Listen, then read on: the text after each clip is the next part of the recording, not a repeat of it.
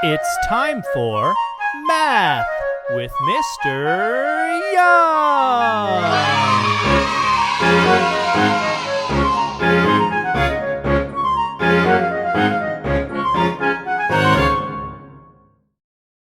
Lesson 105. Surface area of a right solid and a sphere. Let's begin with a power-up. You can use the worksheet provided, or simply pause the video and use a blank sheet of notebook paper to answer the problems on your screen. Go ahead and pause now, and resume once you've completed all of the problems in this power-up. Today, we get a chance to review converting percentages into decimals and fractions. An important thing to note about these kinds of problems is what the word percent means. Let's break the word down. You have the prefix per and the suffix cent. Per means for each.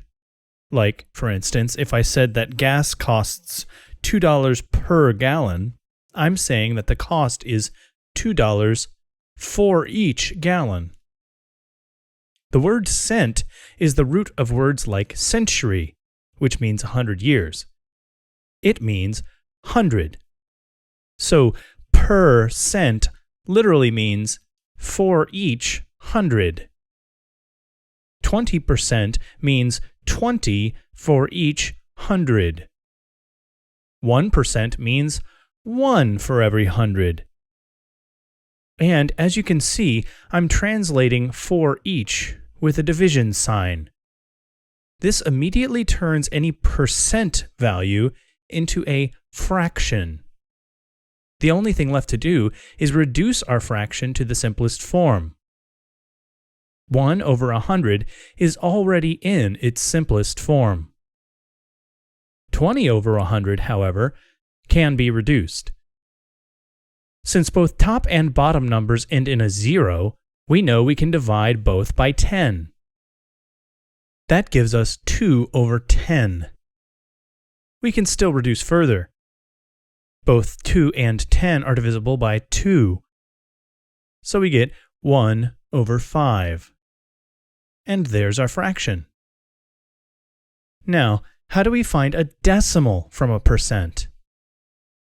Well, let's remember that for our fractions, we used dividing by 100 to express percent. But instead of writing the number over 100 this time, let's do it a different way. Before I show you how to do it, let's see if we can figure it out together by first remembering what it looks like to multiply any number by 100. 1 times 100 is 100. 2 times 100 is 200.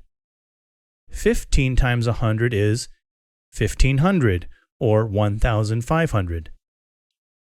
As you can see, each time we multiply by 100, we're simply adding 2 zeros to the number.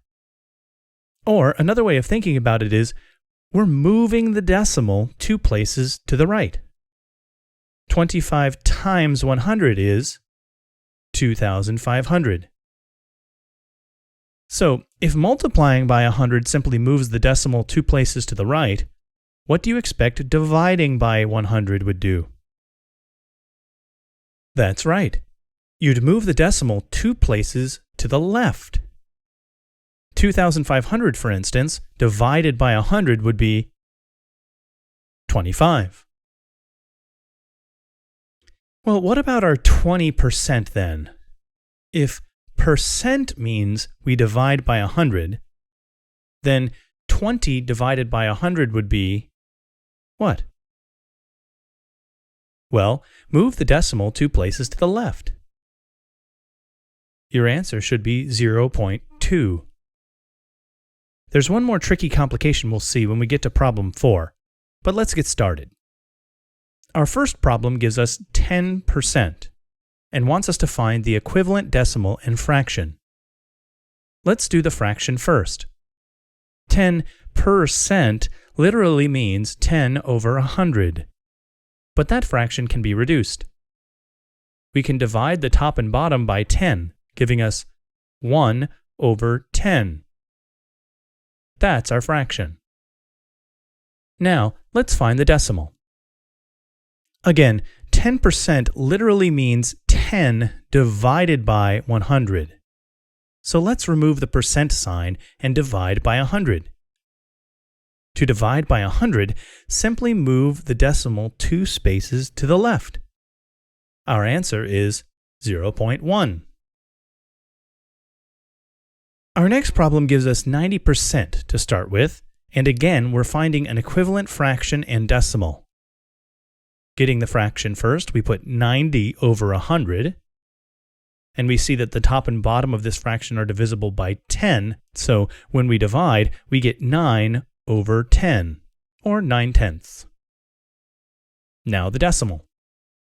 To divide 90 by 100, we move the decimal 2 places to the left, which leaves us with 0.9. Next up, we're given 5%. Keep solving the same way. For the fraction, put the 5 over 100. Divide the top and bottom by 5, and you get 1 over 20. That's our fraction. Next, divide 5 by 100 to get the decimal. Move the decimal over 2 spaces to the left, and we get 0.05. Excellent. Keep it up. This next one has an added complication. We are given 12.5%. Start out the problem in the same way. First, put the 12.5 over 100. Now, before we can do anything further, we must find a way to get rid of the pesky fraction in the numerator. Can you think of a way to do it? Well, since 2 halves equal a whole, we should be able to get rid of the fraction if we multiply 12.5 by 2. But we can't just multiply the numerator by something. That would change our answer. In order not to change our answer, we also have to multiply the denominator by 2. So go ahead and multiply the top and bottom by 2. We're left with 25 over 200. Can this be reduced? You bet. Both are divisible by 25. 25 divided by 25 is 1. 200 divided by 25 is 8. So our fraction is 1/8. Now the decimal. Once again, the fraction poses a problem for us. We need to get rid of it. But this time we get rid of it by turning it into a decimal. What decimal is equivalent to 1/2? You probably already know the answer, but just in case, here's how you would find it. 1/2 is the same thing as 1 divided by 2. So let's divide 1 by 2. Hopefully, you got the answer 0.5. So, if 1/2 is the same as 0.5, then 12.5% can be written as 12.5%. Now we can solve the same way as before. Divide 12.5 by 100, which is the same thing as moving the decimal 2 spaces to the left. Our answer should be 0.125. Next up, we have 50%. 50 over 100 is our fraction. Now reduce. Top and bottom are divisible by 50. We're left with 1 over 2. Now the decimal. 50 divided by 100 means moving the decimal 2 places to the left. That leaves us with 0.5. We're finished. For number 6, we have 25%. First, get the fraction. 25 over 100. Top and bottom are divisible by 25. So our answer is 1/4. Now the decimal. Move the decimal 2 places to the left. 25 becomes 0.25. And there's our answer. Next, we have another fraction. To start solving for the fraction, put 33 1/3 over 100. Now, what can we multiply top and bottom by to get rid of the fraction in the numerator? 3. Multiplying 33 1/3 by 3 gets us 100. Multiplying the 100 in the denominator by 3 gets us 300. So our fraction is 100 over 300. That's obviously reducible to 1/3. Now, on to the decimal. Starting once again with 33 1/3%, we must first get rid of the fraction.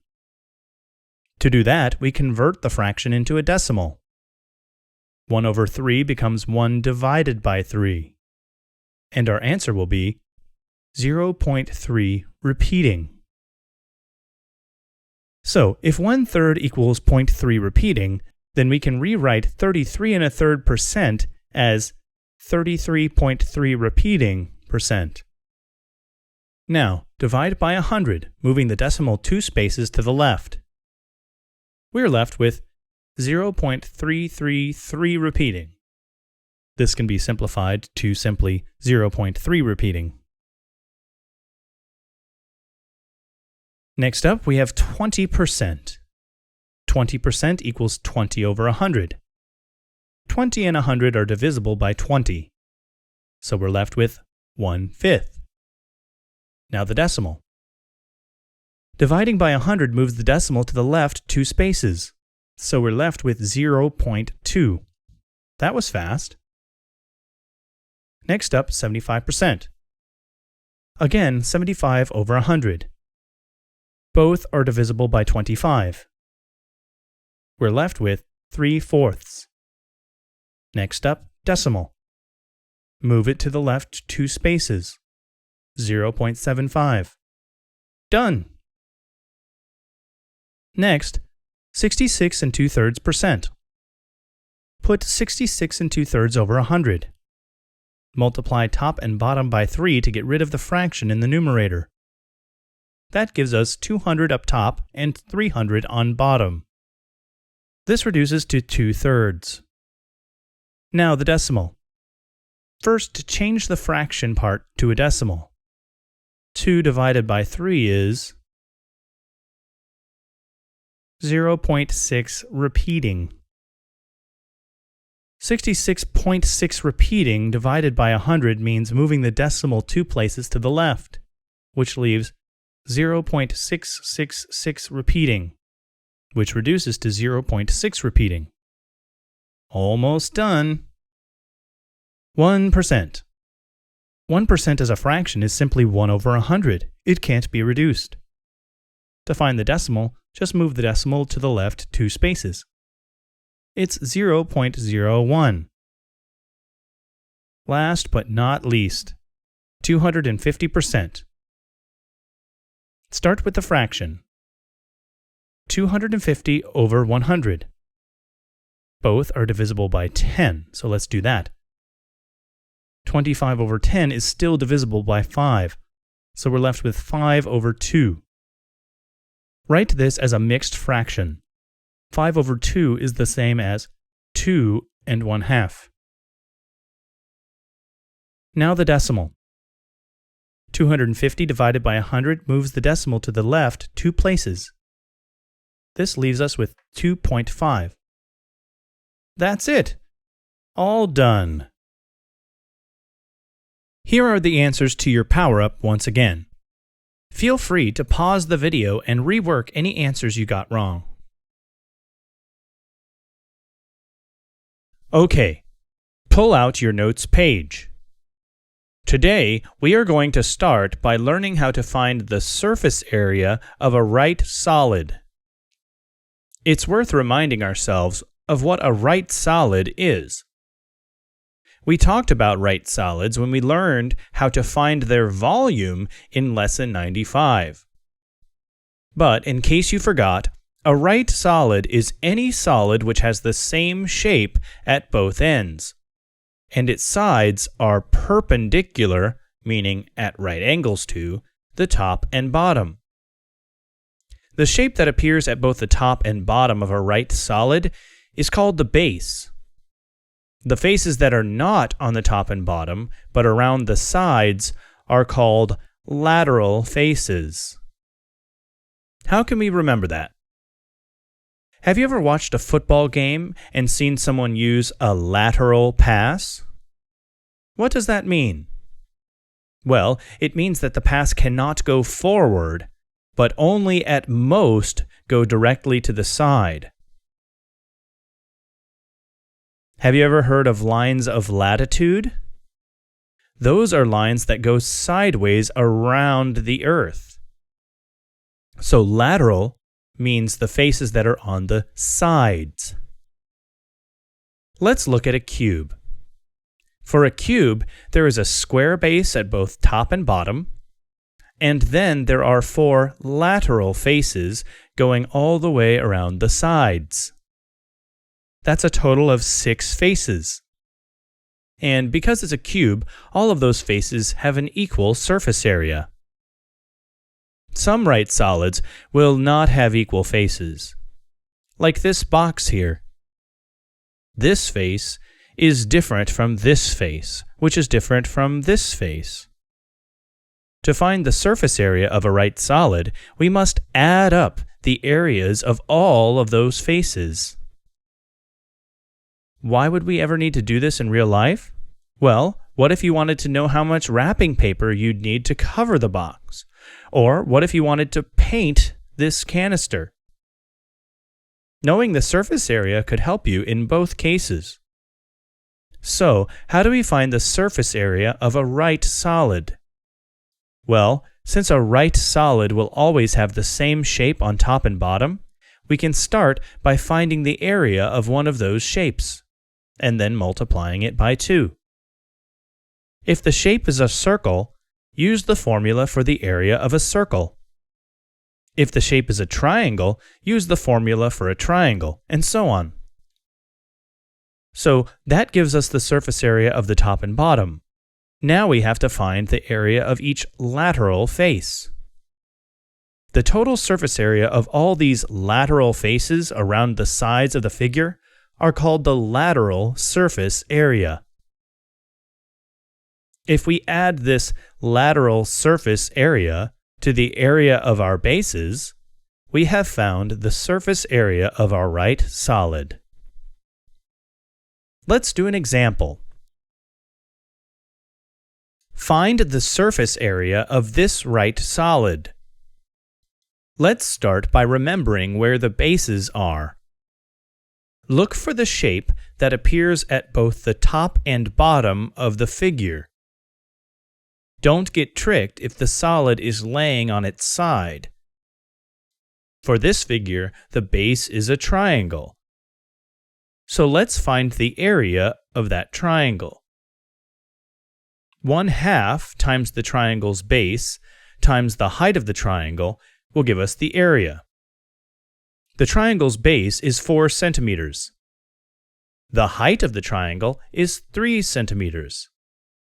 So when we plug that into our formula, we get 1/2 times 4 centimeters times 3 centimeters, which equals 6 centimeters squared. That's the area of one of our bases. But we have 2 of them, so let's multiply our answer by 2.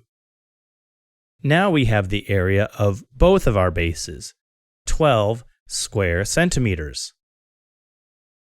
Next, let's find the area of our lateral sides. In this figure, there are 3 of them. Let's find the face on top first. That face is a rectangle with a shorter side of 5 centimeters and a longer side of 11 centimeters. The area of that rectangle is 11 centimeters times 5 centimeters, which is 55 centimeters squared. Let's find the small face on the side next. That face is a rectangle with a shorter side of 3 centimeters and a longer side that is still 11 centimeters. 3 centimeters times 11 centimeters is 33 centimeters squared. Finally, let's find the area of the face that's lying on the ground on the bottom. That face is a rectangle with a shorter side of 4 centimeters and a longer side of 11 centimeters. That means its area will be 4 centimeters times 11 centimeters, which is 44 centimeters squared. If we add up the areas of the 3 faces we just found, the one on top, the one on the side, and the one on the bottom, we have found the lateral surface area. 55 square centimeters plus 44 square centimeters plus 33 square centimeters is 132 square centimeters. The lateral surface area is 132 square centimeters. So, if we add this lateral surface area to the area of our bases, that should give us the total surface area for our right solid. 132 square centimeters plus 12 square centimeters is 144 square centimeters. That's our answer. Our next example is a cylinder. For this kind of problem, solve the same way. First, find the area of the bases. Then, find the lateral surface area. Adding those together will give you the total surface area of the cylinder. Let's try it. Find the surface area of the cylinder. Use 3.14 as your estimate of pi. Well, first, let's find the area of the base. The base is a circle, so our formula for finding its area must be pi r squared. Let's go ahead and plug in the information we know. R is 25 inches and pi is 3.14. R squared is 625 square inches. Multiply that by 3.14 and you get 1,962.5 square inches. That's the area of one of our bases. So the area of both of our bases is that area times 2. 1,962.5 times 2 is 3,925 square inches. Now that we have the area of our bases, let's find the lateral surface area. This part is a little bit trickier than last time, because our lateral surface is not a bunch of faces with easy measurements. Instead, it's this whole area around the cylinder. How do we find that area? Well, it's best to think of it this way. Imagine that the cylinder is a can or a canister or something which has a label on it. What shape is the label when you peel it off? It's a rectangle. The whole lateral surface of a cylinder is just one big rectangle that has been wrapped around it. But what are the rectangle's dimensions? Well, the height in this case is obviously 40 inches. And we know that the rectangle is long enough to wrap around the whole cylinder. So, to find the length of the rectangle, find out how long it is all the way around the cylinder. We can find that by finding the circumference of the circle on the top and bottom. Do you remember the formula for the circumference of a circle? It's 2 times pi times r. Plugging in our numbers, we get 2 times 3.14 times 25 inches. Multiplying all that out gives us 157 inches. It's 157 inches around this circle. So, the length of the rectangle folded around the cylinder is 157 inches. Now we have 2 of our dimensions. What is the area of a rectangle that is 40 inches on one side and 157 inches on the other side. 6,280 square inches. That's the answer for the entire lateral surface area. To find the total surface area of this right solid, you know what to do. Add the area of the bases and the lateral surface area. That gives us 10,205 square inches. Phew, that was a tough one. There is one last thing I want us to put in our notes, and that is the formula for the surface area of a sphere.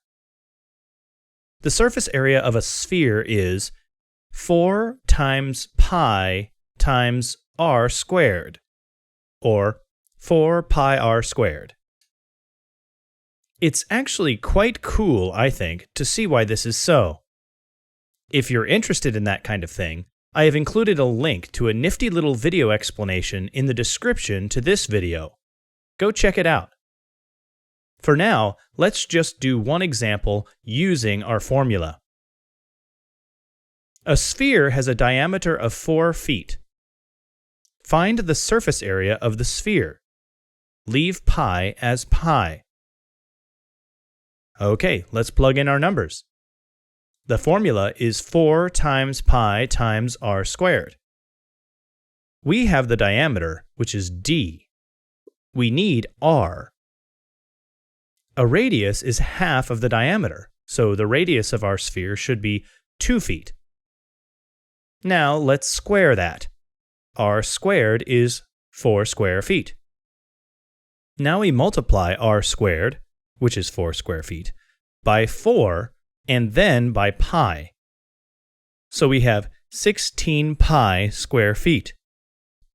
We get to leave pi as pi in this example, so 16 pi feet squared is our answer. That's it. We're finished. Now it's time to open your textbook. To complete this lesson, start by doing the example problems provided. Try to solve them on your own before you look at the solution and the steps.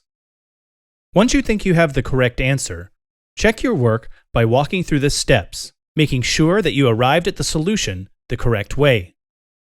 Once you are done, you're ready to move on to your homework. See you next time!